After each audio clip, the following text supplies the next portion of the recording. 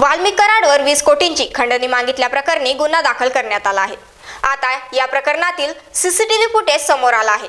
यावर स्वर्गीय संतोष देशमुख यांचे भाऊ धनंजय देशमुख यांनी प्रतिक्रिया दिली आहे। पाहूयात ते काय म्हणाले। एवढंच बनेल की जो आता सीसीटीव्ही फुटेज पोलिसांच्या हाती आलेला आहे किंवा सोशल मीडियावर जो आलेला आहे त्यावर या लोकप्रतिनिधी आहेत जे त्यांनी यावर ॲक्शन घेतली पाहिजे किंवा घ्यायला लावली पाहिजे आणि त्यातून पुढील तपास कसा गतीने होईल याकडे लक्ष दिलं पाहिजे। वहिनींना फोन झालेला होता, वहिनींना सोबत बोलणं झालं।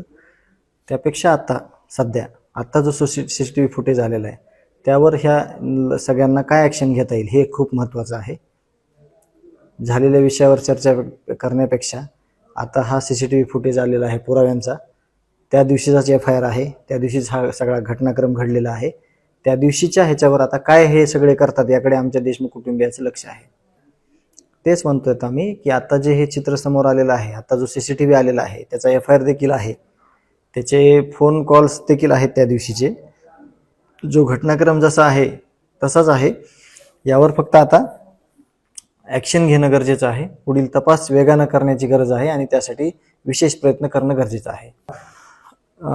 ते पोलीस अधिकारी राजेश पाटील म्हणून होते, ते त्या CCTVमध्ये सुद्धा आहेत आणि आम्ही जी मागणी केलेली आहे देशमुख कुटुंबियांना स्वतः मी की सगळ्यांची सखोल चौकशी करा।